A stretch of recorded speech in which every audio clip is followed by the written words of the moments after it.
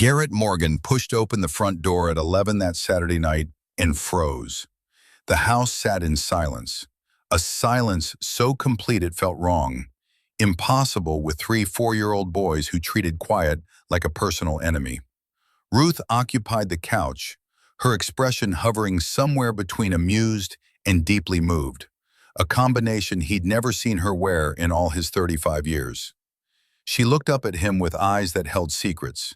He dropped his hospital bag by the door, the weight of 16 hours in the ER still pressed against his shoulders, but confusion sharpened his senses now. "Where are the boys, Mom?" Ruth's smile carried mysteries. "Go check your room." His heart kicked against his ribs as he walked down the hallway. The floorboards creaked under his weight, familiar sounds in a house that suddenly felt foreign. He reached his bedroom door and hesitated, hand on the knob, then turned it slowly. What he saw stole the air from his lungs. Victoria Hayes, CEO of Pierce Healthcare Network, owner of the 3-hospital system where he worked. The woman whose face appeared on magazine covers and business news segments, lay on his bed with her arms wrapped around his 3 sons. All 4 of them slept deeply. Dried tears marked tracks down Victoria's face, but her lips curved in a smile he'd never witnessed during their months of therapy sessions. A smile that spoke of peace, of discovery, of coming home to a place she didn't know existed. Garrett stood paralyzed in the doorway. His brain struggled to process the impossible scene before him. His boys, Hayden, Parker, and Bennett, curled around Victoria like she belonged there, like this was normal, like they'd done this 1,000 times before instead of never. "What the hell?" The words came out barely louder than breath. To understand how Victoria Hayes ended up in that bed required stepping back 18 months to the moment when Garrett's world had collapsed into a black hole of grief and responsibility. Caroline had been everything. His wife, his partner, the mother who knew instinctively how to calm Hayden's fears, decode Parker's quiet needs, redirect Bennett's boundless energy. 6 months. That's all the cancer had given them between diagnosis and the end.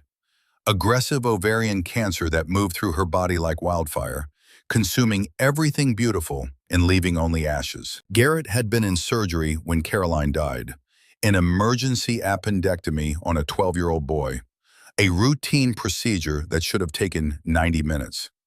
By the time he'd scrubbed out and checked his phone, Caroline was gone.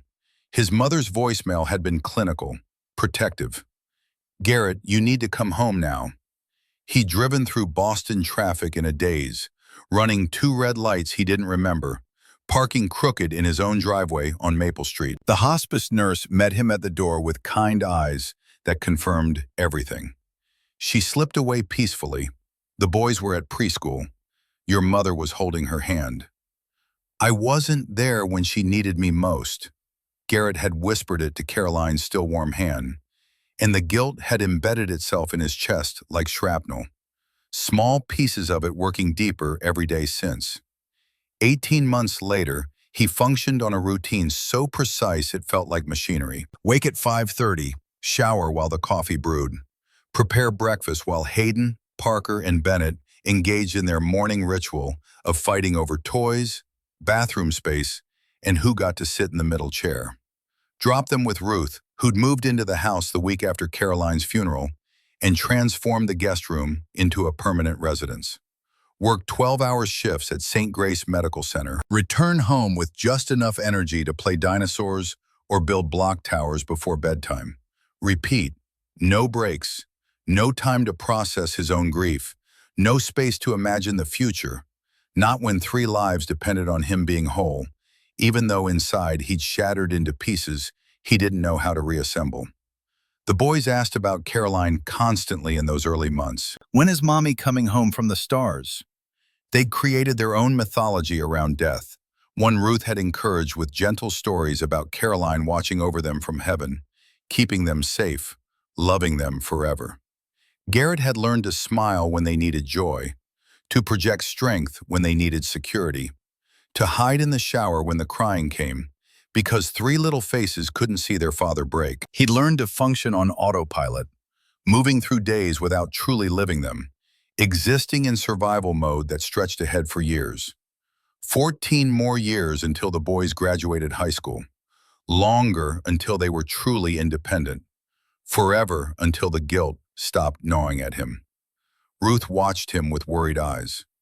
One evening, 3 months after Caroline's death, she'd cornered him in the kitchen. "You need help, Garrett. You need someone." He gripped the edge of the counter. "Mom, I had someone. She's gone. Caroline would want you to live again." "I am living. For them." He gestured toward the living room, where the boys crashed toy cars together, their laughter a sound that somehow made the silence in his chest louder. But Ruth was right. He wasn't living. He was surviving. And there was a difference that grew more pronounced as months accumulated. While Garrett Morgan navigated his grief-soaked existence in a modest two-story house in West Roxbury, Victoria Hayes occupied a different universe entirely. Her corner office on the 47th floor of one financial center featured floor-to-ceiling windows that overlooked the city like a kingdom. She arrived each morning at 6:30, fresh from a 4:45 workout that left her muscles burning and her mind sharp. The first meeting started at 7. The last often didn't end until 8 at night. 12 to 14-hour workdays, 6 days a week. Sunday mornings were technically off, but her laptop remained open on the kitchen island of her penthouse, emails demanding attention even during the few hours she allowed herself to pretend at rest. The penthouse itself sprawled across 2,500 square feet of minimalist design, all clean lines and expensive emptiness. White walls, gray furniture, abstract art that cost more than most people's houses. It echoed when she walked through it. Every footstep announced her solitude. Dinner followed a pattern. Takeout sushi from the same upscale place, eaten at the marble kitchen island while she reviewed quarterly reports or prepared for the next day's negotiations. The city sparkled beyond her windows, millions of lives unfolding in those lights. And Victoria sat alone in her tower, surrounded by luxury that felt increasingly like a very expensive prison. "I built a $45 million empire. Why does it feel like nothing?" She'd spoken the words aloud one night in January, her voice absorbed by the vast space, without even an echo to acknowledge the question. The panic attack started 8 months ago, though Victoria had ignored the first few, dismissing them as stress, caffeine overconsumption, lack of sleep. During a board meeting, her heart had suddenly raced out of control, her chest constricting like someone was tightening a vice around her ribs. Air became impossible to find. The room tilted. She'd excused herself with admirable composure and locked herself in the executive bathroom for 20 minutes, gripping the marble sink while her body betrayed her. "Just stress," she told her reflection. "Meditate more, breathe deeper, work smarter." But the attacks returned with increasing frequency, 2, then 3 times a week. No warning, no apparent trigger. She'd be reviewing contracts or leading strategy sessions, or simply riding the elevator, and suddenly her body would rebel, convinced it was dying even though every medical test came back clean. The attack that changed everything happened in a hospital hallway in June. Victoria had been touring St. Grace Medical Center, one of the 3 facilities in the Pierce Healthcare Network, when the familiar tightness seized her chest. She'd managed to duck into an empty corridor before the full force hit, but found herself hyperventilating against the wall, vision tunneling, convinced this time was different. This time was real. This time she was actually dying. Garrett Morgan found her there. He'd been heading to his office after a consult, turned a corner, and discovered the most powerful person in the hospital network gasping for air like a drowning woman. His training kicked in immediately, calm, professional. He'd approach with steady hands and a voice that cut through her panic. "Miss Hayes, I need you to breathe with me. In through your nose for 4 counts. 1, 2, 3, 4. Hold for 4. Out through your mouth for 4. He'd guided her to his office, sat her down, talked her through the attack with a competence that felt like a lifeline. When her breathing finally normalized, When the terror receded enough for thought to return, Victoria found herself staring at this doctor whose nameplate read, Dr. Garrett Morgan, Psychiatry. This isn't just stress. You're experiencing panic disorder. Untreated, it will destroy you.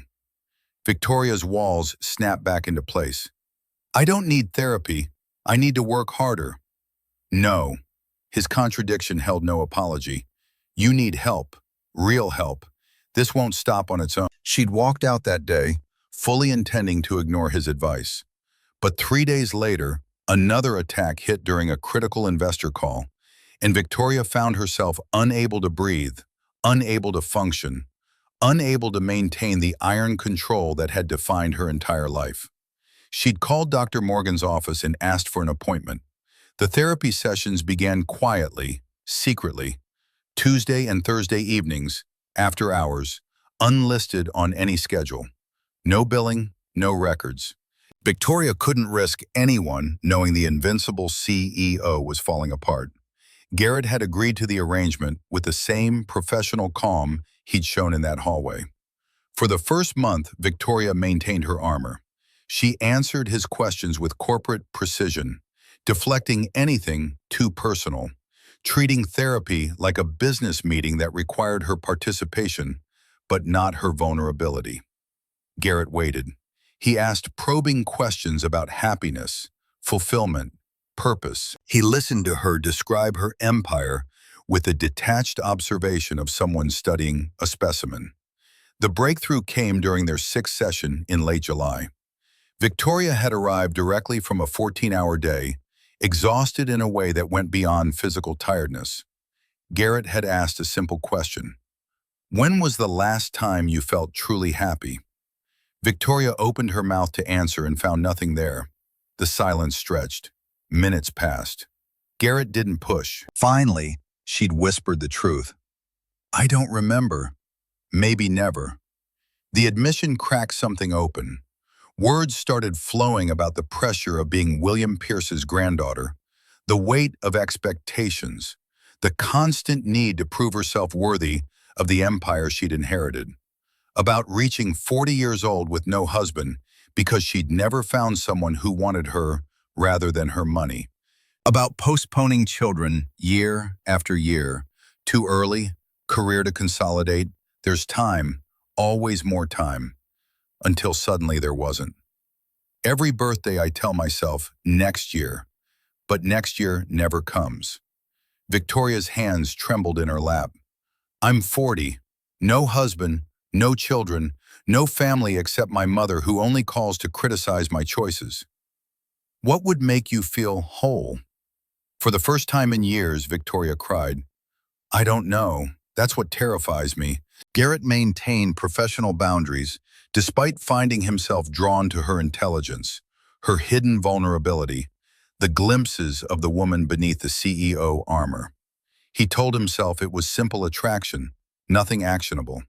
She was grieving a life never lived. He was grieving the life he'd lost. Those parallel griefs couldn't build anything sustainable. But the sessions continued through August and into September. Victoria slowly peeled back layers, revealing depths of loneliness that mirrored Garrett's own. And Garrett, despite his determination to remain clinical, found himself sharing more than he intended about Caroline, about the boys, about the guilt that colored everything. They were both drowning in different oceans. And somehow, in that therapy room, they'd found someone who understood what it meant to be unable to breathe. The Saturday afternoon that shattered both their carefully controlled worlds began with Victoria alone in her penthouse, drowning in the worst panic attack she had experienced in months. Her chest felt like it was collapsing inward. Air wouldn't come. The room spun. Her heart hammered so violently she could feel it in her throat, her fingertips, behind her eyes. This wasn't the usual panic. This was terror so complete it erased everything else. But underneath the physical symptoms ran a more terrifying thought. I'm going to die alone in this apartment, and no one will find me for days. The penthouse walls closed in. The vast space became a tomb. Victoria grabbed her phone with shaking hands, pulled up emergency services, finger hovering over the call button. Instead, inexplicably, she found herself scrolling to Garrett's contact. Not to call. She couldn't explain what she needed because she didn't understand it herself. She just needed to move, to escape, to go somewhere that wasn't this beautiful prison. She grabbed her keys and ran. The drive to Garrett's house existed in her memory as fragments. Traffic lights, turns made on autopilot, the GPS voice guiding her to an address she'd never visited but had somehow memorized from his patient file. A middle-class neighborhood where modest houses sat close together, where toys littered front yards and basketball hoops hung over garage doors. Victoria parked crooked at the curb and sat gripping the steering wheel, her breathing still irregular, her hands still shaking. What was she doing here? Garrett wasn't even home. She knew his Saturday schedule, knew he'd be at the hospital until late. This made no sense. But the panic pushed her out of the car, up the cracked concrete walkway to a front door painted forest green.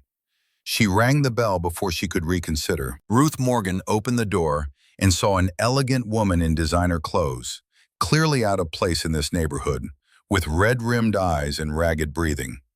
"Can I help you?" Victoria's voice came out smaller than intended. "I'm Victoria. I work with Garrett at the hospital. Is he here?"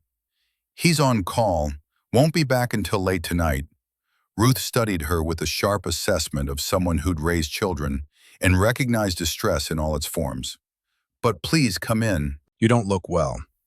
Victoria should have declined, should have thanked her and left, should have returned to her penthouse and called her actual therapist, or gone to the emergency room, or done literally anything except enter her psychiatrist's home uninvited.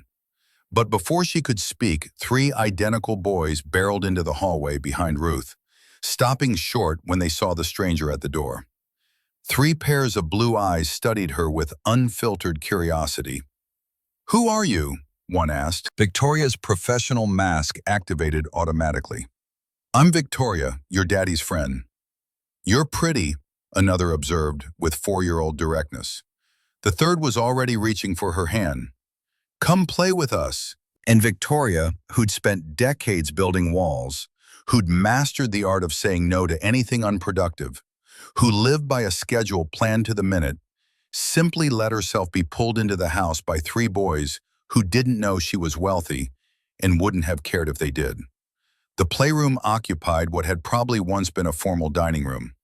Toys scattered across every surface. Building blocks, plastic dinosaurs, matchbox cars, picture books stacked in precarious towers. The chaos should have triggered Victoria's need for order. Instead, something in her chest loosened. Ruth appeared with water and cookies. "I'll be in the kitchen if you need anything." Her exit felt like permission, like acknowledgement that whatever brought Victoria here, she was safe to stay. "I'm Hayden," the first boy announced with the authority of someone who'd emerged from the womb 2 minutes before his brothers. "He's Parker, and he's Bennett. It's nice to meet you." Victoria sat on the floor. When was the last time she'd sat on the floor? And accepted the blocks Hayden thrust at her. "We're building a castle for Mommy and the stars," Hayden explained, his small hands already stacking plastic blocks with intense concentration. Victoria's throat tightened. "Your mommy is in the stars?" "Grandma says she watches over us from heaven," Parker added, his voice quieter than his brother's, his eyes more watchful. Bennett brought over a fleet of toy cars. "Do you like dinosaurs?" "Yes, I like dinosaurs." Victoria realized her panic had receded. Her heart still beat too fast, but she could breathe. The tightness in her chest had loosened for the first time in hours. She wasn't actively drowning. The afternoon unfolded in a way Victoria had never experienced. The boys changed the construction rules every 5 minutes, and she followed without question. Bennett insisted she provide voices for various vehicles, and she found herself making ridiculous engine sounds that prompted delighted giggles. Parker showed her drawings he'd made that week, waiting patiently for her to study each one and offer genuine observations. Hours passed. Victoria didn't think about quarterly reports or board meetings or the 3 contracts waiting for her signature. Didn't mentally rehearse Monday's presentation or worry about the competitor trying to poach her best surgeons. She was completely, entirely present, laughing at the boys' nonsensical jokes, building elaborate structures that immediately got demolished, being pulled from one activity to another by 3 inexhaustible sources of pure energy. Hayden showed her a crayon drawing that made Victoria's chest ache. 5 figures, a tall man labeled Daddy, 3 small boys, an older woman marked Grandma, and a conspicuous empty space beside the father figure. "What's this space for?" Victoria traced the blank area with one finger. Hayden's answer came with the simplicity of truth. "For when Daddy finds someone to be happy with again. Grandma says one day he'll find someone and won't be sad anymore." Victoria stared at the drawing. These 3 boys had lost their mother before they could even form lasting memories, but they still believed in happy endings. Their father raised them alone while carrying his own grief, yet somehow he'd taught them to hope. "Should we watch a cartoon?" Parker suggested as the afternoon light shifted toward evening. "Grandma lets us if it's just for a little while before dinner." They piled onto the small couch in the playroom, all 3 competing for space in Victoria's lap. She turned on the television to the channel they indicated. The show made no sense to her. Loud colors, incomprehensible plot, characters that defied physics. But the boys watched with rapt attention, occasionally shouting excited commentary at the screen. Victoria held them, feeling the warm weight of their small bodies, the trust with which they leaned against her, the way Bennett's hand found hers and gripped tight. Something fundamental shifted inside her chest, like tectonic plates realigning after years of pressure. She understood suddenly what months of therapy had been trying to show her. The emptiness wasn't about professional achievement, wasn't about lacking recognition or accolades. It was the absence of exactly this, genuine human connection.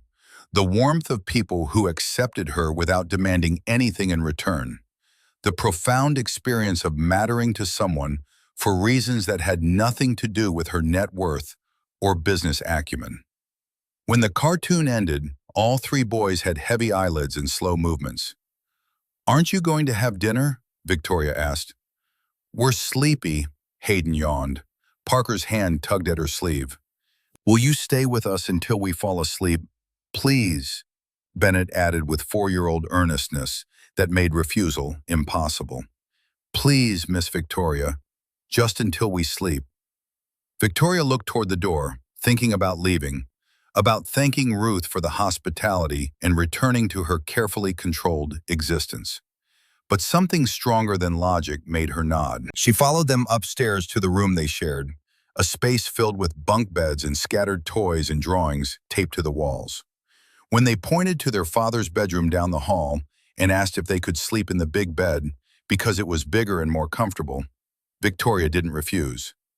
Garrett's room was simple: a queen bed with a worn quilt, a dresser with framed photos, a beautiful woman with kind eyes holding 3 babies, the same woman laughing at a beach, a wedding photo that showed Garrett and his bride impossibly young and blazingly happy, Caroline, the wife who died and left him drowning.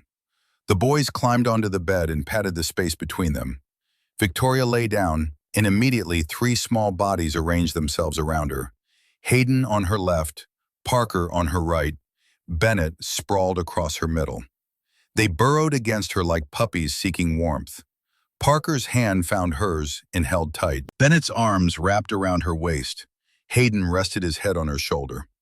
As their breathing slowed and deepened, as sleep claimed them with the swift totality of childhood, Victoria felt tears flowing. Not panic tears, not the frustrated tears she'd shed in therapy. These were tears of relief, of recognition, of gratitude for stumbling into this house and finding something she'd searched for her entire life without knowing where to look. She'd come seeking air and found family. Come seeking escape and found purpose. Come seeking nothing and found everything. Her own eyes grew heavy. The warmth of the boys, the safety of this ordinary room, the profound peace for being needed for reasons that had nothing to do with power or money. It all combined to pull her towards sleep. She fought it briefly, thinking she should leave before Garrett returned, but exhaustion won. Victoria's last conscious thought was how perfectly right this felt, how completely wrong her entire life had been until this moment. When Garrett opened his bedroom door 4 hours later and found his CEO sleeping in his bed, surrounded by his sons, the universe tilted on its axis. He stood in the doorway long enough for his brain to cycle through shock, confusion, concern, and something he couldn't quite name. Victoria Hayes, the woman who commanded hospitals with ice-cold efficiency, who appeared on financial news networks discussing profit margins and healthcare innovation, looked younger in sleep, vulnerable. Her face relaxed in a way he'd never seen during their therapy sessions. The boys had positioned themselves around her like she was a treasured prize they'd fought over and agreed to share. Hayden's hand rested on her arm. Parker curled against her side. Bennett had somehow ended up partially on top of her, face buried against her shoulder. Garrett's first instinct was protective. Get her out. Don't wake the boys. Figure out what happened. But then Victoria's eyes opened slowly, adjusting to the dim light from the hallway. When she focused on him standing there, she didn't startle or show embarrassment. She simply smiled, small, tired, genuine. He gestured for her to extract herself, pointing at the sleeping boys. She nodded, understanding, and began the delicate process of unwinding 3 sets of limbs without waking their owners. Garrett approached to help, carefully lifting Bennett enough for Victoria to slide her arm free, then steadying Hayden as she shifted. Parker stirred but didn't wake when she eased away from him. They tiptoed out like co-conspirators, closing the door with painstaking care. In the hallway, standing face to face in the semi-darkness, silence stretched between them. Garrett expected an explanation. Victoria searched for words. Then she did something that completely disarmed him. She stepped forward and wrapped her arms around him in a hug that had nothing to do with social niceties or professional courtesy. This was the embrace of someone barely holding herself together, someone who needed human contact to prove she still existed. Garrett recognized it because he'd given and received this exact hug in the months after Caroline died. The desperate grip of someone reminding themselves they were still alive. His arms came up automatically, returning the embrace, and they stood there for a long moment while Victoria trembled slightly, and Garrett tried to understand what had happened in his house today. When they separated, Victoria wiped her eyes quickly. "Thank you." The words came out barely louder than breath. "For what?" Garrett kept his voice low to avoid waking the boys. "For everything. For the afternoon. For them. For this. Victoria, I don't know what happened here, but you don't need to thank me." "I do." Her eyes met his, and he saw raw emotion there that she'd never shown in therapy. "You don't understand. I need to." Ruth appeared at the top of the stairs and caught his eye, signaling that tea waited in the living room. She disappeared back downstairs with the tactical wisdom of someone who knew when to give people space. Garrett and Victoria descended the stairs and settled on the couch, while Ruth served steaming cups before announcing she'd be watching television in her room. The door closed, leaving them alone. Garrett waited. He'd learned in his psychiatric training that silence was often more powerful than questions. People filled silence with truth when given the chance. Victoria held her mug with both hands, staring into the liquid like it held answers. "I had an attack this afternoon, a bad one. I was home alone and the panic came out of nowhere, it always does. But this time was different. It wasn't just fear of dying or fainting, it was fear of continuing to live the way I've been living." She paused, gathering courage. "And in the middle of the attack, the only thing that came to mind was coming here. I didn't think, didn't plan, I just came." Garrett listened without interruption as she described Ruth welcoming her, the boys dragging her to play, the hours of simple joy that had quieted her panic more effectively than any medication. "Parker showed me a drawing of his family. He drew you, the three boys, your mother, and left an empty space next to you. He said it was for when you found someone to stay with you again. Victoria's voice cracked. And that broke me, Garrett, because I realized I'm 40 years old, built an empire, have more money than I could spend in 3 lifetimes, and my family drawing has no one. It's just me. It's always been just me. Garrett felt his chest tighten, not from professional distance, but from recognizing her pain too intimately. When they asked me to lie down with them until they fell asleep, I knew I should leave. I knew it was strange that you'd arrive and find this bizarre situation, but I couldn't refuse because how long has it been since anyone asked me to stay? How long since I felt that my presence matters to someone for real? Not because of my position or my last name, but for who I am. She wiped away tears that insisted on falling. And there in that bed, with 3 boys I met today, being hugged like I was important, I understood. I finally understood what you'd been trying to show me in the sessions. The emptiness isn't lack of professional achievement, it's lack of this real connection, human warmth, the feeling of belonging to something that goes beyond meetings and contracts and quarterly earnings. Garrett set his mug on the coffee table and leaned forward slightly. Victoria, you don't need to justify yourself, and you definitely don't need to thank me. What happened here today, I think it was exactly what you needed. And my children clearly had a special afternoon with someone who genuinely cared about them. But I invaded your house, slept in your bed, appropriated your children. You didn't invade anything. My mother welcomed you. My children chose you. And that bed, to be honest, has had too much empty space for too long anyway. Victoria looked at him with surprise at the honesty in that last sentence. Garrett held her gaze. I don't know what happened here today in the bigger sense, but I know 2 lonely people found something real in an unexpected moment.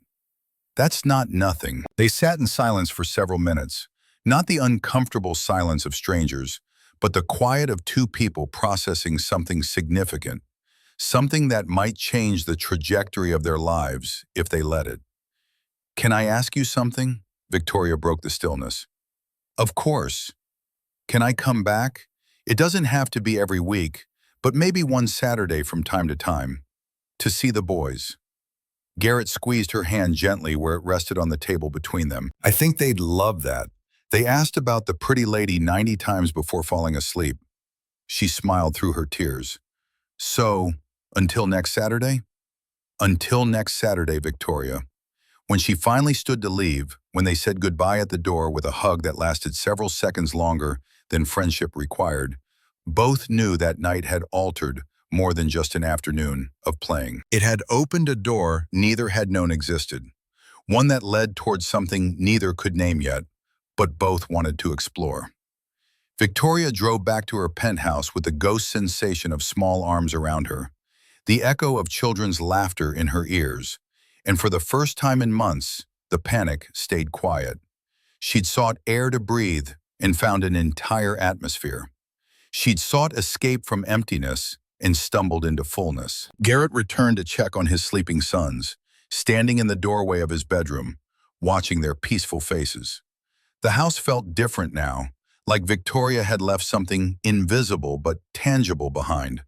Possibility, perhaps, or hope, or simply the reminder that his life didn't have to be defined entirely by loss. Ruth found him there 20 minutes later, still watching the boys sleep. She's good with them. She is. But son, be careful. Garrett turned to face his mother. Careful of what? They're getting attached, and if she leaves, she won't leave, Mom. Ruth's expression held the sorrow of experience. Everyone leaves, Garrett. Caroline didn't choose to, but she left. And these boys can't handle another loss. The warning landed in Garrett's chest with uncomfortable weight, but he pushed it aside. Victoria had found something precious in his home, in his children. She wouldn't abandon that. She couldn't. But standing in that doorway with his mother's concerns hanging in the air, Garrett realized they'd crossed a line today that couldn't be uncrossed. Victoria Hayes wasn't just his patient anymore. She'd become something more complicated, something that scared him almost as much as it attracted him. He thought about Caroline's photo on his dresser, wondered what she'd think of this development, whether she'd approve or feel betrayed. The guilt that constantly gnawed at him flared bright. Was he replacing her? Was he allowed to feel this pull toward someone else? Did wanting Victoria in his life somehow diminish what he'd had with Caroline? The questions had no easy answers. So Garrett did what he'd become expert at over 18 months of grief. He pushed them down, locked them away, and focused on the immediate. His boys were safe. Victoria had found peace. Tomorrow he'd return to his routine. Everything would be fine. Victoria returned the following Saturday at 10 in the morning carrying a children's book she'd bought during the week and a bag of ice cream that would almost certainly melt before they got around to eating it. The boys spotted her through the front window and erupted in chaos. Three identical faces pressed against the glass, hands waving frantically, voices muffled but clearly shouting her name. Ruth opened the door before Victoria could ring the bell. The older woman's smile held warmth, but also assessment, the look of someone protecting her territory while remaining gracious. "They've been asking about you since Monday." The boys swarmed Victoria the moment she stepped inside, all talking at once, pulling her in three different directions. Hayden wanted to show her the new block tower he'd designed. Parker had drawn a picture specifically for her. Bennett demanded she see the rock collection he'd started in the backyard. Garrett emerged from the kitchen with coffee, watching the scene unfold. Victoria caught his eye over the boys' heads, and something passed between them. Acknowledgement, maybe, or gratitude, or the simple recognition of two people who'd stumbled into something neither quite understood yet. The morning dissolved into controlled chaos. Building blocks became a castle, then a spaceship, then a restaurant where Victoria was forced to pretend to eat plastic food while Hayden explained the menu with absolute seriousness. Parker sat close, occasionally reaching out to touch her arm as if confirming she was real. Bennett crashed toy cars with sound effects that Victoria gamely attempted to replicate, earning delighted giggles when she got the engine noises wrong. By noon, they'd migrated to the backyard, where lunch happened at a picnic table Garrett had dragged from the garage. Hot dogs and chips and the ice cream Victoria brought, now properly melted but still delicious, according to 3 enthusiastic reviews. Food ended up everywhere except entirely in mouths, ketchup on shirts, chip crumbs in hair, melted ice cream dripping down chins. Victoria didn't flinch when Bennett's juice box exploded across her silk blouse, the purple liquid spreading across fabric that cost more than most people spend on groceries in a month. The boys froze, eyes wide, waiting for anger that didn't come. "It's just a shirt, Bennett. Let's clean it up together, okay?" Garrett observed from the back door, coffee mug in hand, struck by the ease with which Victoria had adapted to chaos. This woman who commanded boardrooms and negotiated million-dollar contracts was on her knees, soaking up juice with paper towels, while Bennett apologized in a tiny voice, and she assured him accidents happen to everyone. But Garrett also noticed his mother's expression, concerned, guarded, protective. Ruth was watching Victoria with the wariness of someone who'd seen her son devastated once and refused to let it happen again. Later, after the boys had been corralled into watching cartoons, Ruth pulled Garrett into the kitchen. "She's wonderful with them." Garrett heard the unspoken but hovering in the air. "And they're getting attached, Garrett, already. Hayden asked this morning if Miss Victoria was going to be their new mommy." The words hit harder than they should have. "What did you tell him?" "That she's Daddy's friend who likes to visit. But son, you need to be careful here." "Careful how?" Ruth's eyes held the grief of her own losses. A husband gone 10 years now, a daughter-in-law buried 18 months ago. What happens when she gets bored? When the novelty wears off and she remembers she has a company to run, a life to live? These boys can't handle another person leaving them. "She's not going to leave, Mom." "You don't know that. Nobody knows that." Ruth gripped the edge of the counter.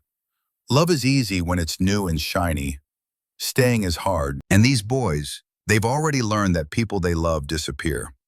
Garrett wanted to argue, to defend Victoria, to insist his mother was wrong. But doubt crept in like cold water through cracks in a hull. What did he really know about Victoria beyond their therapy sessions and one extraordinary Saturday? People showed their best selves at the beginning. Reality came later when routine set in and novelty faded. The afternoon continued with Victoria unaware of the conversation in the kitchen. She stayed until after dinner, helping with the bedtime routine that surprised Garrett with her natural competence. She read stories in different voices, tucked blankets with the perfect amount of firmness, kissed foreheads without hesitation. When the boys finally slept and Victoria prepared to leave, Garrett walked her to her car. The evening air carried the first hint of autumn coolness. "Thank you for letting me come back." "You don't need to thank me every time." Garrett leaned against her car, hands in his pockets. "I do, though. You can't imagine how different this week was, knowing I had this waiting at the end of it." Something in her voice made Garrett's chest tighten, a loneliness so profound that these few hours with his children had become her lifeline. It should have felt flattering.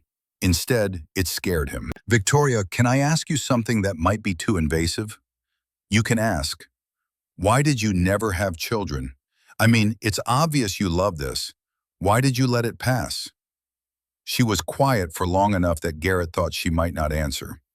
When she spoke, her voice carried the weight of accumulated regrets. "Because I thought I had time.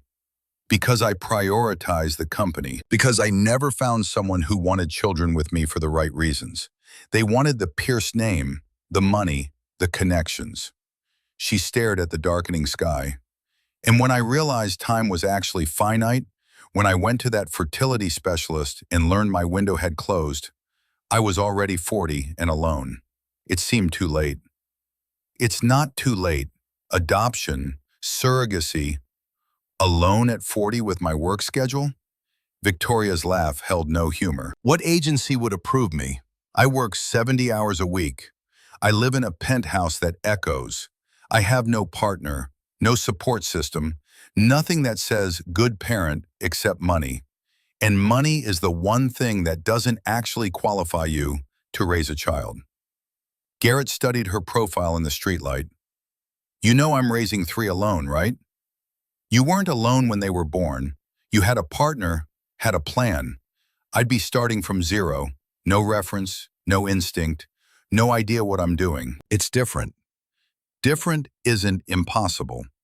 Victoria turned to look at him directly, and something in her expression made Garrett's pulse quicken. "Can I ask you something now?" "Of course. Have you thought about having someone again? Not for the boys to have a mother figure, for you to have company, partnership, someone to share this life with?" The question struck deep. Garrett took a long time answering, watching his own breath fog in the cooling air. "I think about it. Then I feel guilty, like it's betrayal. Like Caroline died last week instead of 18 months ago. And there are the boys to consider. How do I explain that someone new is going to appear? How do I guarantee this person won't leave and hurt them worse?" "You don't guarantee anything." Victoria's voice softened. "Nobody guarantees anything in life.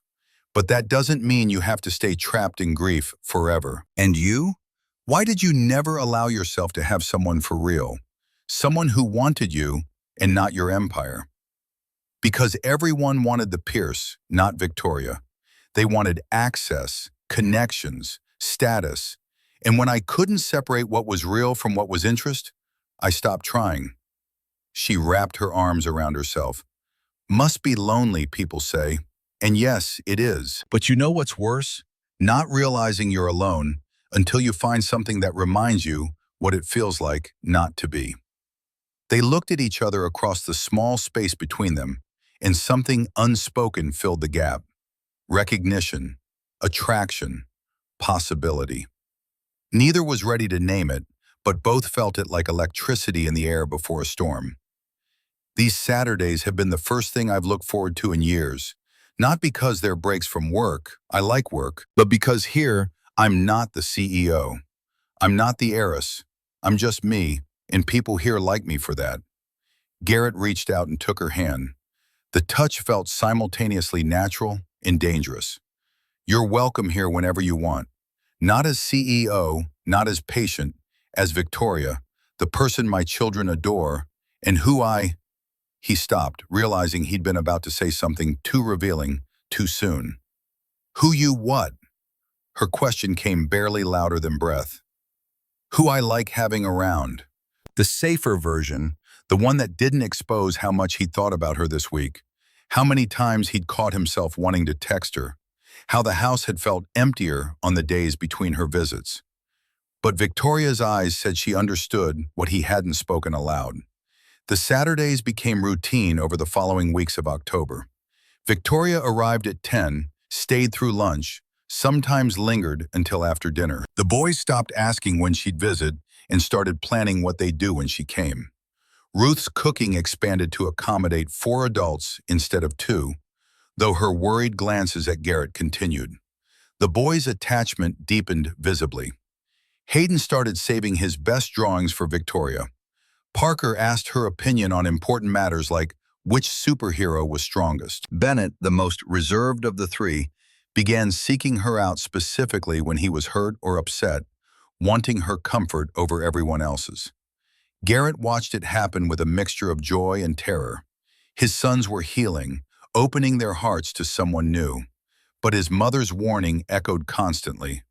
What happens when she leaves? The shift began subtly. Conversations between Garrett and Victoria grew longer, deeper, extending beyond the boys. Accidental touches became more frequent, hands brushing while reaching for the same toy, shoulders bumping in the narrow kitchen, fingers grazing when passing plates at dinner. Eye contact lasted seconds longer than necessary. One Tuesday evening in late October, Garrett sent a text before he could overthink it. Dinner tomorrow, just the 2 of us. No kids, no therapy. Victoria's response came within minutes. Like a date? Garrett stared at his phone, heart pounding. Was it a date? Could it be? Should it be? Like 2 adults who could use conversation that doesn't involve dinosaurs or building blocks. Her reply, I'd like that. They met at a small Italian restaurant in the North End, far enough from the hospital to avoid running into colleagues. The booth in the back corner gave them privacy, candlelight flickering between them as they navigated the strange territory of being together without the boys or therapy as buffer. Talk flowed easily once they relaxed. Books they'd loved, movies that moved them, childhood stories that revealed who they'd been before life had shaped them into who they were now. Garrett learned Victoria had wanted to be a veterinarian as a child, but bowed to family pressure to study business. Victoria discovered Garrett had considered philosophy before choosing medicine, drawn to questions about meaning and existence. They carefully avoided certain topics. Caroline, Victoria's panic attacks, the boys, the future. This was an island outside normal life, a space where they could simply be 2 people enjoying each other's company. 3 hours passed like 30 minutes. The restaurant staff began cleaning around them before they noticed the time. In the parking lot, saying goodbye felt awkward in a way that hadn't existed at Garrett's house. Victoria moved in for a hug, and it lasted longer than friendship warranted. Garrett's arms tightened around her, and he breathed in the scent of her perfume, mixed with something uniquely her. When they separated, the air between them felt charged. Same time next week? Garrett's voice came out rougher than intended. I'd like that very much. They almost kissed, both leaned in slightly, caught themselves, pulled back. Not yet. Not while everything remained so complicated and undefined. But driving home separately, both smiled in their cars, feeling something that resembled hope. The Tuesday dinners became routine alongside the Saturday visits as November arrived. Hand-holding graduated from accidental to intentional. Goodbye hugs extended until they bordered on embrace. Goodnight kisses materialized, chaste, brief, but unmistakably romantic. Neither pushed for more. Garrett's guilt about Caroline resurfaced regularly, manifesting in dreams where she asked him why he was replacing her, why she wasn't enough, why he'd moved on so quickly. He'd wake in cold sweats, gripped by the certainty that loving Victoria somehow diminished what he'd had with Caroline. Victoria battled her own demons. Late at night in her penthouse, she'd question whether she actually loved Garrett or simply loved the escape he represented. Did she want him, or did she want his ready-made family? Would she feel this pull toward him if he didn't come with 3 boys who filled the child-shaped void in her life? The questions had no clear answers, so they moved forward cautiously, building something neither could quite name.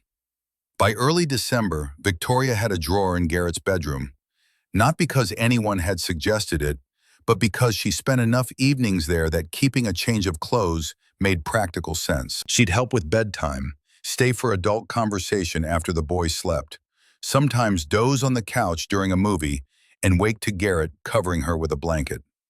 The boys adapted seamlessly. Hayden declared Victoria should live with them permanently. Parker asked why she had her own house when she could just stay in theirs. Bennett, with 4-year-old bluntness, asked, "Are you going to be our new mommy?"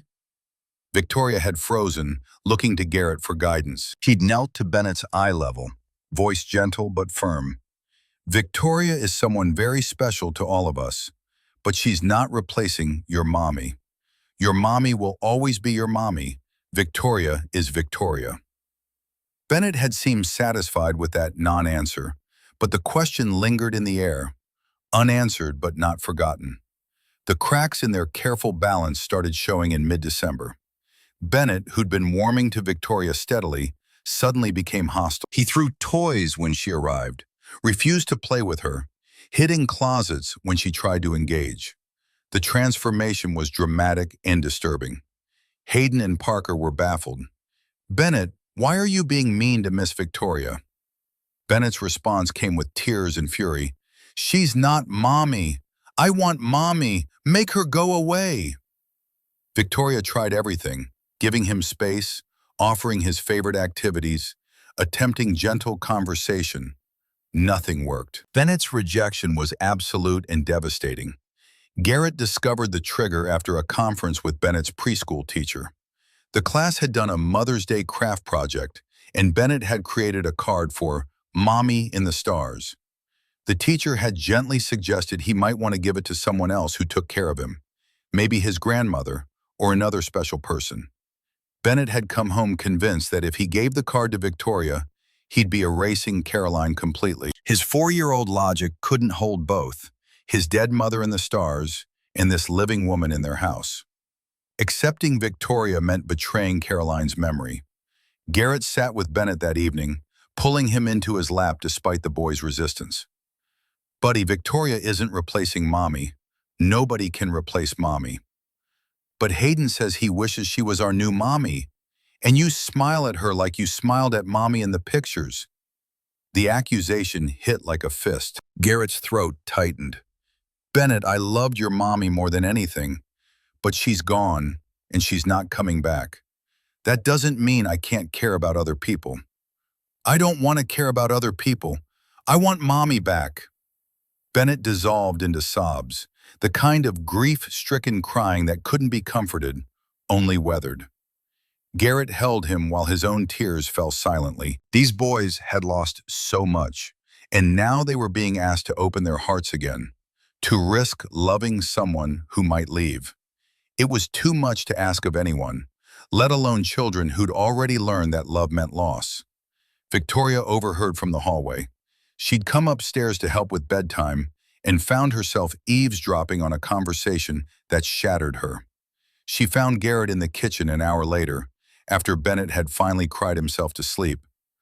"I'm making this worse. I should stop coming." Garrett leaned against the counter, exhausted. "This is grief, Victoria. It has to come out. Better now than years from now when it's hardened into something toxic." "But Bennett is right. I'm not their mother. I don't know how to be what they need. I don't know how to navigate this." Victoria's voice cracked. "I'm a 40-year-old woman who's never had children, never been married, never even had a serious relationship that lasted more than 6 months. I run a company, but I can't handle a 4-year-old's grief." Garrett moved closer, capturing her hands. Victoria, I don't know how to handle it either. I wake up every day terrified I'm failing them. I'm a psychiatrist who can't fix his own son's trauma. We're both fumbling in the dark here. But you're their father, and I still don't have the answers. Caroline was the one who understood their emotional needs, who knew instinctively how to soothe their fears. I'm just a guy who loves them desperately and hopes that's enough. They stood in the kitchen, bound by shared inadequacy and fear. For the first time, they'd acknowledged the truth. Neither had any idea what they were doing, but both were trying anyway. The vulnerability drew them together. Garrett pulled Victoria into an embrace that had nothing to do with romance and everything to do with mutual need. Two people drowning in different ways, finding someone else who understood what it meant to be unable to breathe. I'm scared, Victoria whispered against his shoulder. Me too. They stood like that for a long time, holding each other up. The crisis came 3 weeks before Christmas, delivered via official hospital stationery that arrived at both their offices on the same Thursday afternoon in mid-December. Dr. Garrett Morgan was requested to appear before the Pierce Healthcare Network Ethics Committee the following Tuesday at 9 a.m.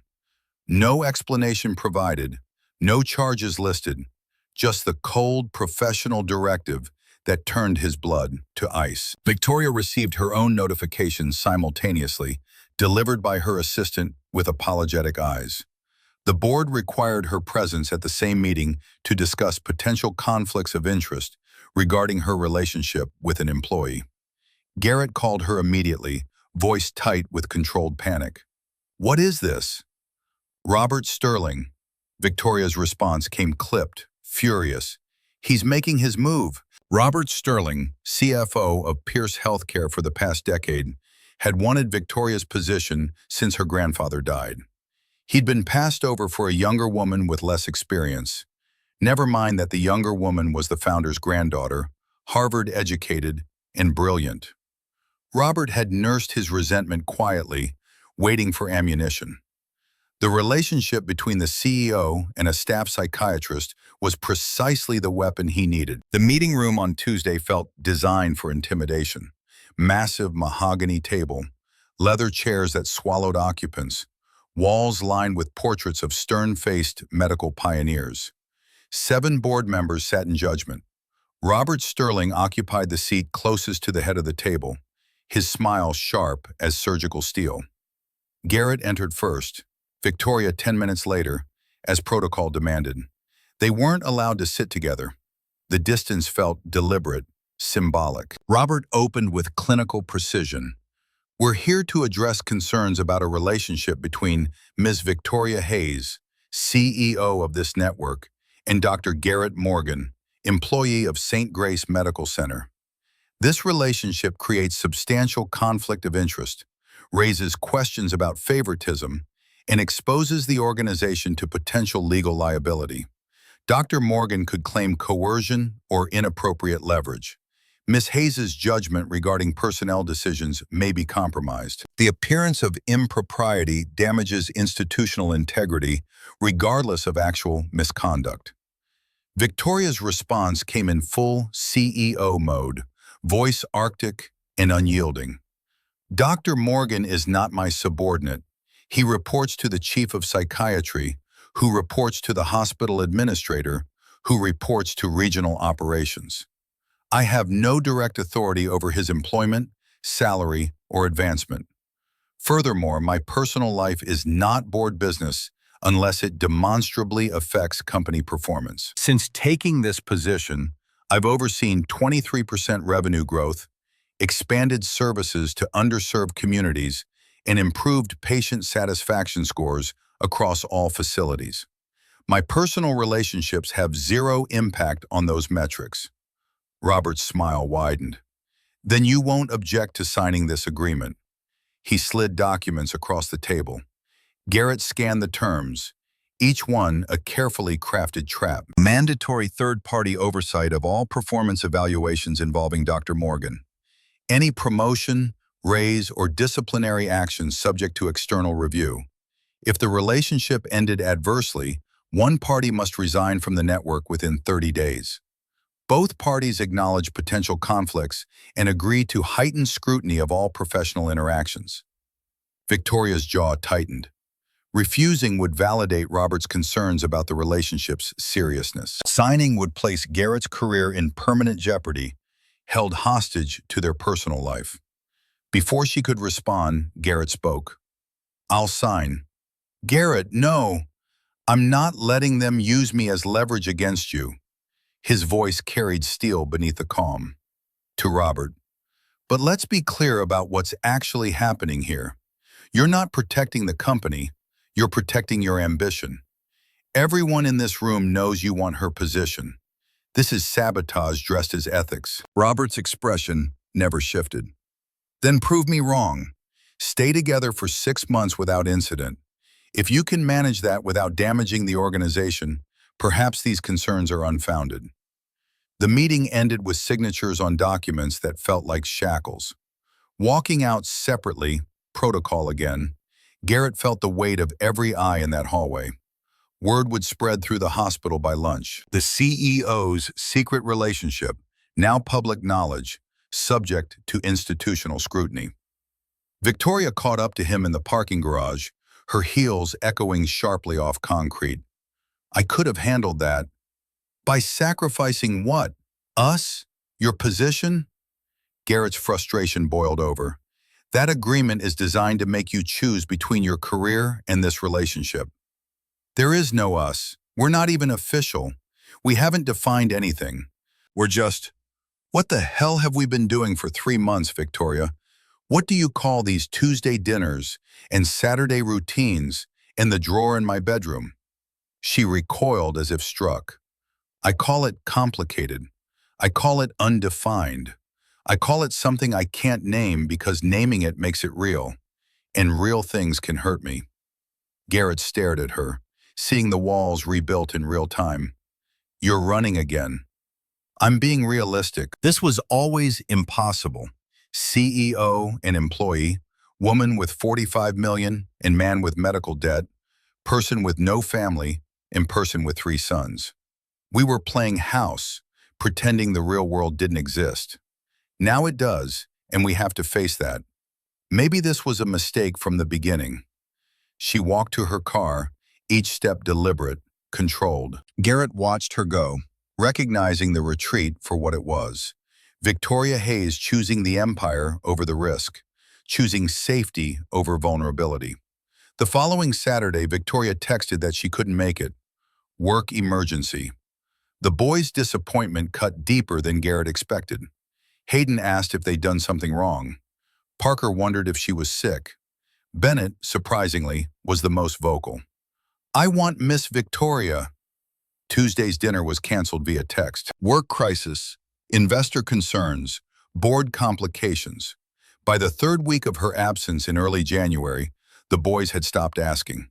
They'd learned this pattern before. People you loved disappeared. The silence in the house felt heavier than before Victoria arrived, like they'd been given a glimpse of fullness, only to have it revoked.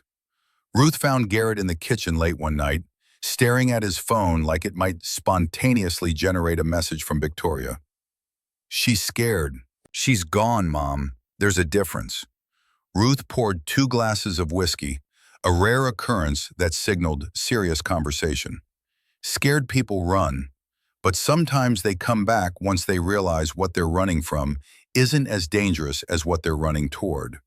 And if she doesn't come back, then you know she wasn't strong enough for this life. Better to find out now than after the boys are more attached, after you built something that can't be easily dismantled. Garrett sipped the whiskey, letting it burn. "I think I'm already attached, Mom. I think I've been attached since the day I found her sleeping with my sons, looking more at peace than I'd ever seen her." "Then you have to decide, do you fight for her or do you let her go?" The answer should have been simple, but Garrett was tired of fighting, tired of trying, tired of hoping things could be different. If Victoria wanted to walk away, maybe he should let her. Week 3 became week 4 as January deepened. Garrett threw himself into work with renewed intensity, taking extra shifts, volunteering for the cases other psychiatrists avoided, anything to avoid thinking about the empty space Victoria had left behind. Then Ruth collapsed in the kitchen on a Monday morning while making breakfast. Garrett heard the crash from upstairs where he'd been getting the boys ready for preschool. He ran down to find his mother on the floor, conscious but disoriented, the right side of her face drooping slightly. Stroke. The word screamed through his medical training, even as panic short-circuited rational thought. The ambulance ride, the emergency room admission, the rapid imaging that confirmed ischemic stroke. It all happened in a blur of professional competence masking personal terror. The boys, dropped with a neighbor in chaos, kept calling his phone. "Is Grandma going to die like Mommy?" Surgery was necessary to remove the clot, the neurosurgeon explained. Out-of-pocket cost after insurance, $47,000. Garrett's brain stuttered on the number. He was still paying off Caroline's cancer treatment, $120,000 remaining. His savings had been decimated by 18 months of single-income household with 3 children. He didn't have $47,000. He didn't have $20,000. He barely had 5. He could take a loan, but banks didn't give favorable terms to people already carrying 6-figure medical debt. The surgery needed to happen within hours for optimal outcomes. He had no time and no options. Sitting in the ICU waiting room at 3 in the morning, watching through the glass as surgeons worked on his mother, Garrett felt the universe pressing down with unbearable weight. The boys needed him. His mother needed him. He was drowning, and there was no one to pull him up. Victoria learned about Ruth's stroke from the hospital administrator. Protocol required notifying the CEO of any employee family emergencies that might affect work attendance. She was in a meeting with investors when the notification arrived, and she felt the blood drain from her face reading the clinical summary. The meeting continued around her, voices discussing quarterly projections and expansion strategies, but Victoria heard none of it. Her mind was in that ICU, imagining Garrett's terror, the boy's fear, Ruth's fragile mortality. She excused herself with bare apologies and drove to St. Grace Medical Center, breaking multiple traffic laws in the process. Finding Garrett was easy. He sat alone in the ICU waiting room, still wearing yesterday's clothes, unshaven, hollow-eyed. The boys were nowhere visible. "Garrett?" He looked up, and for a moment, something like relief crossed his face before it hardened into something colder. "What are you doing here? I heard about your mother. Is she... She's in surgery, and I don't have time for this conversation right now." Victoria sat anyway, maintaining careful distance. "I can cover the costs." "No." "Garrett, don't be stubborn." "I said no." His voice was flat, exhausted, beyond emotion. "I don't need your charity." "It's not charity, it's..." She stopped, searching for words that wouldn't sound condescending. "It's what people do for people they care about." "We're not people who care about each other, Victoria. You made that abundantly clear when you disappeared for a month." His voice held no anger, just tired resignation. "You were right that day in the parking garage. This was always impossible. We were playing house, pretending reality didn't exist. Now reality exists, and I can't afford to have you in my life making it more complicated." Before Victoria could respond, noise erupted down the hallway. Bennett's voice, followed by Hayden and Parker. All 3 boys breaking away from the nurse who'd been watching them, running toward the waiting room. Bennett saw Victoria first. "Miss Victoria!"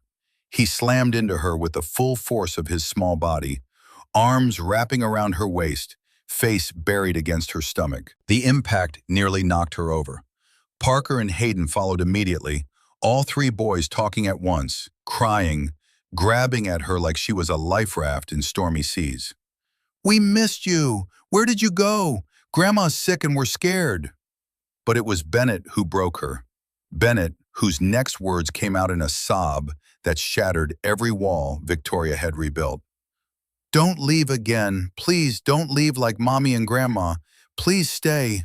Please! Victoria sank to her knees, gathering all three boys against her, and the tears she'd been holding back for a month came flooding out. Not delicate tears, but ugly, gasping sobs that shook her entire body. I'm so sorry. I'm so sorry I left.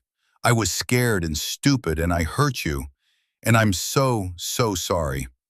She looked up at Garrett over the boys' heads, and he saw something in her expression he'd never witnessed before. Complete, unguarded vulnerability. The CEO armor was gone. The controlled facade had shattered. This was just Victoria, raw and broken and terrified. I'm not leaving again. I'm staying. You can hate me for disappearing. You can refuse my help with the medical bills. You can tell me I'm not welcome in your life anymore. But I'm not leaving these boys. I'm not leaving you. I'm done running. Garrett wanted to stay angry, wanted to maintain the protective distance that kept him from being hurt again. But watching Victoria on her knees surrounded by his sobbing sons, seeing her own tears mixing with theirs, something in his chest cracked wide open. The waiting room nurse approached tentatively. Dr. Morgan, the surgeon is asking for you. Garrett stood, looked at Victoria and the boys tangled together on the floor, and made a decision that felt like stepping off a cliff. Stay with them. Please. I'll be back. Ruth's surgery succeeded. The clot was removed, blood flow restored, damage minimized by the rapid intervention. She'd need extensive rehabilitation, but the prognosis was favorable. Garrett returned to the waiting room an hour later to find Victoria still on the floor with the boys, all four of them asleep in an exhausted pile, her arms around them even in unconsciousness. He sat down beside them and put his hand on Victoria's shoulder. She stirred, eyes opening slowly. She's okay. She's going to be okay. Victoria's face crumpled with relief. Fresh tears came, quieter now, grateful. Thank God. About the money, I'm setting up a trust through the hospital foundation. Anonymous donor. You'll never know if it's from me or not, so you can't refuse it. Her voice was fierce despite the tears. And before you argue, know that I'm done letting pride stand in the way of doing what's right. Your mother needs care. Your boys need their grandmother. I can help, and I'm going to help. And you can be angry about it, but you can't stop me. Garrett studied her for a long moment. You're infuriating. I know, and I love you anyway. The words hung in the air between them, finally spoken after months of dancing around the truth. Victoria's breath caught. You love me? I've loved you since the day I found you in my bed with my sons, looking more at peace than I'd ever seen you. I've loved you through every Tuesday dinner and Saturday afternoon. I loved you when you were here, and I loved you when you left. And I love you now, even though you make me crazy. Victoria's hand found his. I love you too. Not the life you offer, not the escape from my emptiness. You, Garrett Morgan, the man who found me hyperventilating in a hallway and refused to let me drown. The father who cries in the shower because he's terrified of failing his sons. The widower who's brave enough to love again despite the guilt. I love all of you, including the broken parts. They sat in the waiting room holding hands, three sleeping boys piled between them, and acknowledged what had been true from the beginning. They belonged together, complications and all. Sometimes the person you need doesn't arrive when you're ready. They arrive when you're drowning, and they teach you how to swim. The following weeks brought new routines that reshaped the architecture of their lives. Victoria worked from Garrett's house 2 days a week, laptop open at the kitchen table, while Ruth recovered upstairs. She hired the best physical therapist money could buy, arranged for home health aides, ensured Ruth received everything she needed without making it obvious the money came from Pierce coffers routed through anonymous foundations. The boys adapted with the fluid resilience of children who'd already survived worse. Victoria was there for breakfast chaos and bedtime rituals, homework battles and playground visits. She learned to let go of control, to embrace mess, to find joy in disorder, to accept that life with 3 4-year-olds meant surrendering to beautiful anarchy. Ruth watched from her bedroom during those early weeks of recovery, confined to bed but with eyes that missed nothing. She saw Victoria struggle with patience when the boys fought, witnessed her bite-back controlling impulses when things didn't go according to plan, observed her learning and adapting and becoming someone who could thrive in the gorgeous wreckage of family life. One afternoon in late January, Ruth called Victoria to her bedroom for private conversation.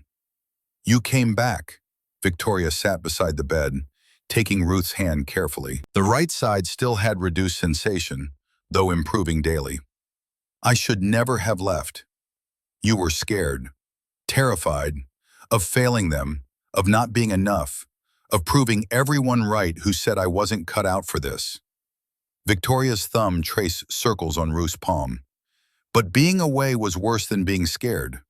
Nothing in my life meant anything without them." Ruth studied her with eyes that had witnessed decades of human nature in all its complexity. "Do you love my son?" "Yes, more than I knew I could love anyone. Enough to stay when it's hard, when it's not special Saturdays and Tuesday dinners, but sick kids and tight money and grinding routine." Victoria met her eyes directly, unflinching. "I'm not going anywhere, ever. I know you don't fully trust me yet, and I don't blame you. But I'm going to prove it through action, not words. I'm here for the long haul, the hard parts, all of it." Ruth squeezed her hand weakly. "Then welcome to the family, Victoria, because that's what we do here. We stay." The tears came again, but these were different. These were tears of acceptance, of belonging, of finally finding home after 40 years of searching in all the wrong places. By March, Ruth had recovered enough to walk without assistance, though she tired easily and needed afternoon rests. The dynamics of the household had shifted in ways both subtle and profound. Victoria wasn't a visitor anymore. She was woven into the fabric of their daily existence, a presence as essential as oxygen. The boys had stopped asking if she was staying and started assuming she would be there. Hayden saved his achievements for her, the perfect coloring page, the successfully tied shoe. Parker sought her counsel on matters of childhood importance, with the gravity of a consultant hiring an expert. Bennett, who'd fought her presence hardest, now crawled into her lap during movies without prompting, his small body trusting her completely. Garrett watched his family expand to include this woman, who'd arrived in their lives like a storm, devastating at first, then life-giving. The guilt about Caroline still surfaced occasionally, but it had transformed from sharp accusation to gentle acknowledgement. He could love Caroline's memory and Victoria's presence without one diminishing the other. The heart, he'd learned, had infinite capacity when you stopped rationing it. The proposal happened on a random Thursday evening in early June, not because Garrett planned it, but because the moment felt right. They were in the backyard after the boys' bedtime, sitting on the porch steps, drinking wine and talking about nothing important. Ruth was upstairs, recovered enough to need minimal assistance. The night air carried the warmth of approaching summer and the scent of Ruth's garden coming back to life. "9 months ago, you showed up at my door in the middle of a panic attack." Victoria smiled, the memory no longer painful. "Not my finest moment. You found my boys. Or they found you, I'm still not sure which." Garrett took her hand, threading his fingers through hers. "And you gave me something I thought I'd lost forever. Hope. The ability to imagine a future that isn't just survival. The courage to love again despite the guilt and fear." He pulled a ring from his pocket, simple, elegant, not expensive by Victoria's standards, but purchased with his own money, significant for what it represented rather than what it cost. "I loved Caroline. I'll always love her, but she's gone, and you're here. And I don't want to spend another day pretending you're just visiting. I don't want you to have a drawer in my room. I want you to have half the closet. I don't want Tuesday dinners as dates. I want you at my table every night." He slipped the ring onto her finger. "I'm not offering you money or status or ease. I'm offering 3 loud boys, a mother-in-law who lives with us, a house that needs repairs, and a man who still cries sometimes. I'm offering medical debt and tight budgets and chaos. But I'm also offering real love, the kind that builds life instead of just avoiding loneliness. Victoria pulled him close, kissing him with all the pent-up emotion of 9 months building toward this moment. When they separated, her answer came through tears and laughter mixed together. Yes, 1,000 times yes. But Garrett, I'm keeping my name and my job and my terrible control issues. I know. I'm marrying you, not trying to fix you. Good, because I'm marrying you, not the perfect memory of your wife. I'm marrying the real, complicated, still grieving man who's brave enough to love again. They sat on those steps until well past midnight, planning a future that would be messy and complicated and absolutely worth it. The boys learned about the engagement the next morning over pancakes, Ruth's recipe, Victoria's execution, Garrett supervising while 3 boys created disaster zones with syrup. So we have something important to tell you guys. 3 sets of blue eyes looked up, syrup sticky faces waiting. Your dad asked me to marry him, and I said yes. That means I'm going to live here with you, be part of your family officially. How do you feel about that? Hayden's response came immediately. Does that mean you're our new mommy?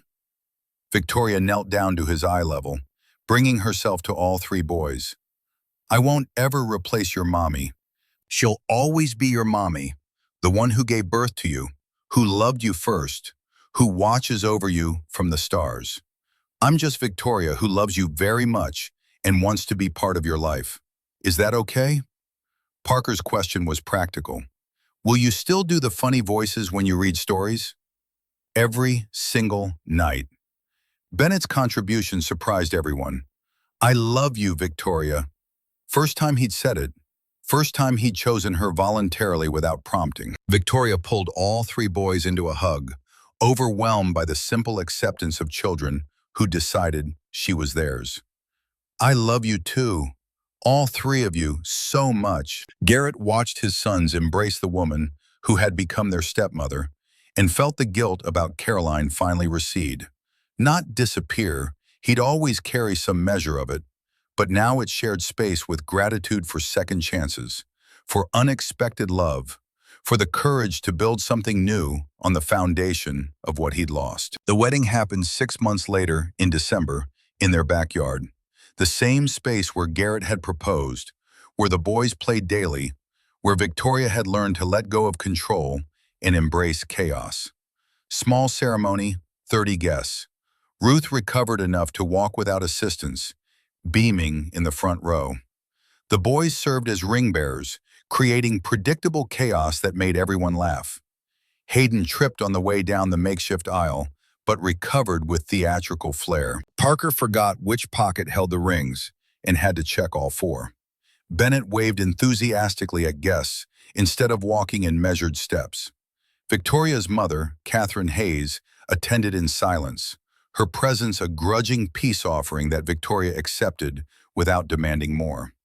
The woman sat stiff-backed in the second row, but her eyes were wet during the vows. Garrett's vows were simple, delivered with the quiet conviction of someone who'd learned that promises meant most when they were hardest to keep.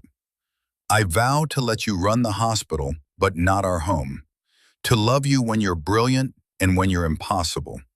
To share my children, my life, and my heart with you for as long as we both live. Victoria's response came with tears and laughter mixed. Her voice stronger than it had been that first day in Garrett's office, when panic had stolen her breath.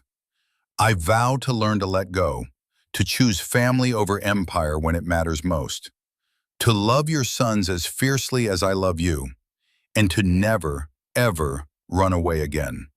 I'm staying, Garrett, through everything, forever. The boys cheered when they kissed, Bennett shouting, "Ew!" loud enough to make everyone laugh. At the reception, catered simply, decorations homemade by 3 enthusiastic 5-year-olds, Hayden presented Victoria with a drawing. The same family picture from months ago, but now filled in. No empty space beside Garrett. Victoria stood there in crayon glory, arms around all 3 boys, smile as wide as her face. "You're in the picture now, forever." Victoria framed that drawing and hung it in her office at Pierce Healthcare, a reminder of what actually mattered when the corporate world tried to convince her otherwise. 2 years after that first Saturday, when Victoria showed up at their door barely holding herself together, Garrett woke to a scene that had become the foundation of his happiness.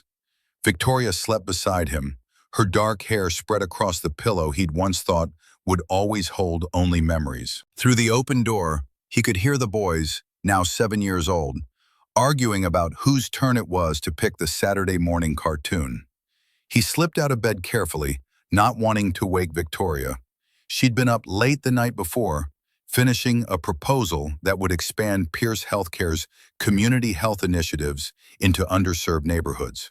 She still worked hard, still commanded respect in boardrooms, still appeared on business news segments. But she came home 4 nights a week now, traded power lunches for school pickups, measured success by different metrics than she had 2 years ago. Downstairs, Ruth was already in the kitchen, moving with the careful deliberation of someone who'd learned not to take mobility for granted. The stroke had changed her, softened some edges while sharpening others. She looked up when Garrett entered, smiled with a warmth that encompassed everything their family had become. "Coffee's ready. Boys are negotiating World War III over the remote control. Some things never change. And some things do." Ruth nodded toward the stairs where Victoria would eventually appear, sleepy and beautiful, in theirs. "You're happy, sweetheart. Really happy. I can see it." Garrett poured his coffee, considering. "I didn't think I could be again. After Caroline, I thought that part of my life was over. Caroline would have wanted this for you, for all of you." "I know. Took me a while to believe it, but I know." The boys thundered down the stairs, 3 identical faces lighting up when they saw their father. They'd grown so much, no longer the 4-year-olds who'd first met Victoria, but real boys with opinions and homework and gaps where baby teeth used to be. "Dad, tell Parker that it's my turn to pick the show. Tell Hayden that just because he's oldest doesn't mean he's the boss. Tell them both that I found the remote first, so I should decide." Garrett held up his hands in surrender. "How about we let Mom decide when she comes down?" The casual use of Mom for Victoria still caught him sometimes, filled him with quiet amazement. The boys had made the transition naturally, calling her Victoria when they were being formal, Mom when they wanted comfort or permission, or simply felt like it. Caroline remained Mommy in the stars, present in photos and stories, and the love that had shaped their earliest years. But Victoria was Mom, the person who packed their lunches and helped with homework and kissed scraped knees. Victoria appeared 20 minutes later in yoga pants and one of Garrett's old t-shirts, hair pulled back in a messy bun, no makeup, looking nothing like the polished CEO the world saw. She looked like home. "Good morning, chaos." She kissed Garrett, then moved to ruffle each boy's hair in turn. "What's the crisis du jour?" "They can't agree on cartoons," Ruth explained, handing Victoria coffee. "Rock, paper, scissors. Best 2 out of 3. Winner picks, but everyone gets veto power if it's too violent or stupid. Sound fair?" The boys agreed immediately, already positioning their hands. Victoria caught Garrett's eye over their heads, her smile saying what words didn't need to. This life they'd built, this beautiful mess, this was everything. After the cartoon dispute was settled and the boys were absorbed in their show, Victoria and Garrett escaped to the backyard. The December morning was cold but clear, frost sparkling on grass that needed mowing one last time before winter truly set in. The fence still needed painting. The garden showed Ruth's recovering touch, but also her limitations. The house remained stubbornly imperfect, a fixer-upper that would probably always need fixing. "I got a call yesterday," Victoria said, wrapping her hands around her coffee mug. "The board wants to expand my role, regional director for all New England operations. That's huge. Congratulations." I turned it down. Garrett looked at her in surprise. The Victoria he'd met 2 years ago would have jumped at that opportunity, would have seen it as validation of everything she'd worked for. You turned down a promotion? I turned down a life I don't want anymore. She leaned against him, and he wrapped his arm around her shoulders. It would mean 60-hour weeks, constant travel, missing dinners and bedtimes, and all the small moments that actually matter. I've already built an empire, Garrett. Now I'm building something better. You don't have to give up your career for us. I'm not giving up anything. I'm choosing. There's a difference. She looked up at him. 2 years ago, I would have said yes without thinking, but that woman was suffocating in an empty penthouse, having panic attacks in hospital hallways, measuring worth in dollars and deals. She's not me anymore. Who are you now? Victoria considered, watching the boys visible through the kitchen window, already arguing about something new. I'm someone who knows that success isn't about how high you climb, but about who's waiting when you come home. I'm someone who's learned that control is overrated and chaos can be beautiful. I'm someone who finally understands what it means to belong somewhere. She turned in his arms, facing him fully. I'm yours, and theirs, and Ruth's, and even my mother's apparently. She called last week asking when we're coming to visit. I'm part of something bigger than myself, and that's worth more than any promotion. Garrett kissed her forehead, then her nose, then her lips. I love you. Have I mentioned that recently? Not in the last 8 hours. I was starting to wonder. I love you. I love how you've transformed our lives. I love watching you be a mother to my sons. I love that you still can't make pancakes without burning at least 3. I love that you leave your shoes everywhere and hog the blankets and sing off key in the shower. I don't sing off key. You absolutely do, and I love it. They stood in the cold morning, arms around each other, two people who'd found their way out of separate darknesses and into shared light. Inside the house, the boys were probably destroying something. Ruth was probably already planning lunch. Life continued in its beautiful, ordinary way. Do you ever think about that first Saturday? Victoria asked. When I showed up here completely unhinged? All the time. Best, worst day of my life. Mine too, she smiled. I was so lost. I didn't even know what I was looking for. And now? Now I know. I was looking for this. For you, for them, for a place where I could stop performing and start living. For a family that chose me not because of my last name or my bank account, but because of who I am when all the armor comes off. A crash sounded from inside, followed by 3 voices, all claiming innocence simultaneously. Ruth's patient voice rose above the chaos, dispensing justice with the wisdom of someone who'd raised children and grandchildren. We should probably go rescue her, Garrett said. Probably, or we could stand here 5 more minutes and pretend we didn't hear anything. I like the way you think. They stayed outside, stealing a few more moments of peace before rejoining the beautiful chaos that was their life.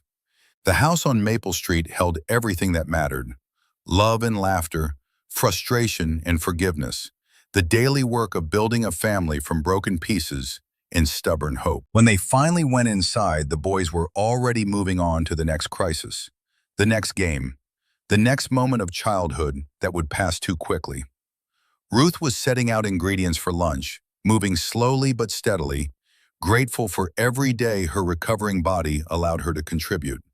The house smelled like coffee and cinnamon rolls and home.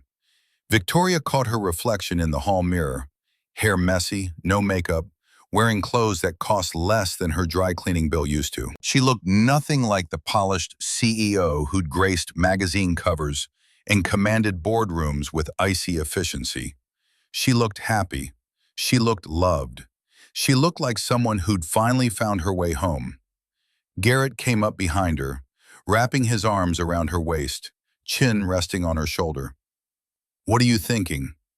That I spent 40 years building the wrong things, chasing the wrong goals, measuring success by the wrong standards. And now I'm exactly where I'm supposed to be. The boys called for them, needing something only parents could provide: attention, snacks, arbitration of yet another dispute. Victoria and Garrett exchanged a look that contained entire conversations, then moved together toward the noise and need and glorious mess of family life. Sometimes the person you're meant to become is nothing like the person you plan to be. Sometimes you have to lose yourself completely before you can find your way home. Sometimes love arrives not when you're ready, but when you're broken enough to let it in. And sometimes, if you're very lucky, you get a second chance at everything you thought you'd lost forever. The house on Maple Street held all of that and more. Held the laughter of three boys who'd learned that new love didn't erase old.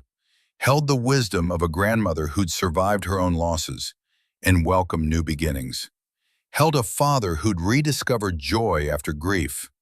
And held a woman who'd traded an empire for a family and discovered she'd made the best deal of her life. Not perfect, never perfect, but theirs. And that was everything.